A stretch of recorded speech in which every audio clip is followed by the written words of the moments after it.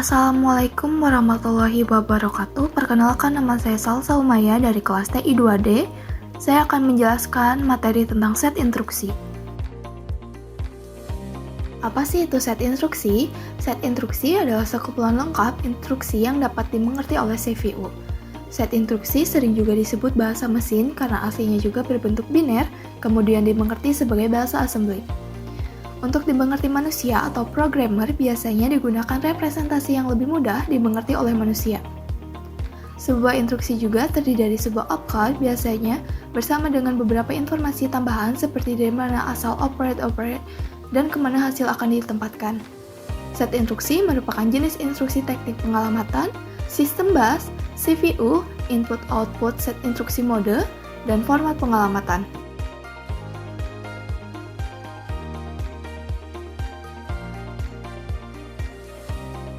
Adapun beberapa elemen-elemen dari set instruksi, yaitu operasi include menentukan operasi yang akan dilaksanakan, sort operand reference merupakan input bagi operasi yang akan dilaksanakan, result operand reference merupakan hasil dari operasi yang dilaksanakan, next instruction reference memberitahu CPU untuk mengambil instruksi berikutnya setelah instruksi yang dijalankan selesai.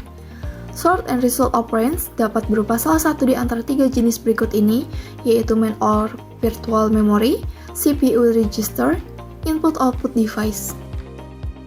Representasi instruksi yaitu dalam bahasa mesin setiap instruksi mempunyai pola kombinasi bit yang unik.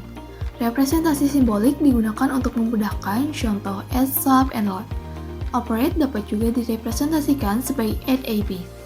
Format instruksi, suatu instruksi terdiri beberapa field yang sesuai dengan elemen dalam instruksi tersebut.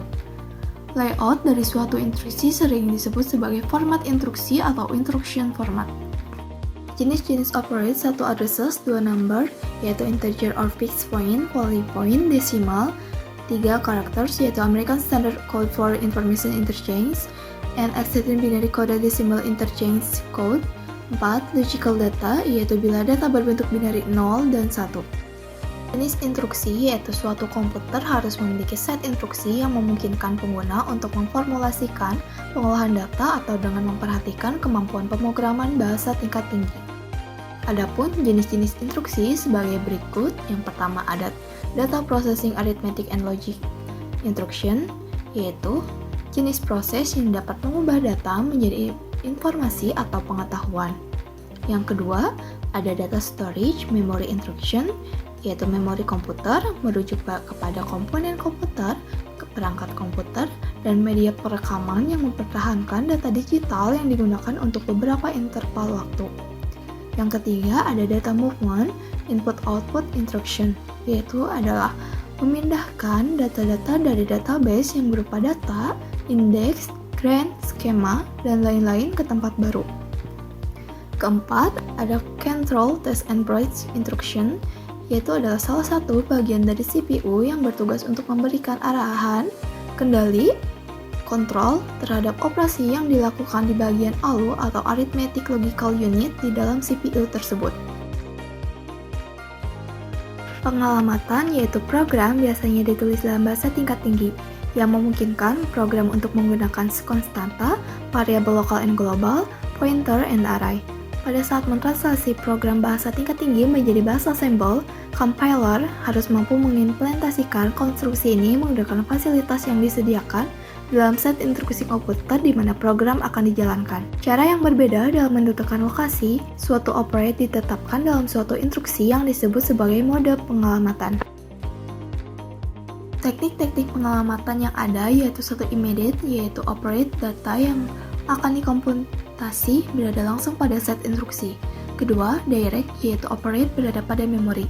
Set instruksi memegang alamat lokasi memori di mana operate tersebut berada. Ketiga, indirect, yaitu operate berada pada memori.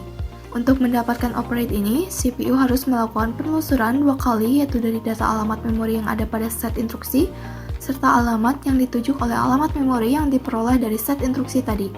Keempat, register, yaitu operate berada pada register. Cara kerjanya mirip dengan direct addressing, hanya saja CPU mengakses alamat register bukan alamat memori. Kelima, register indirect, yaitu operate berada pada memori.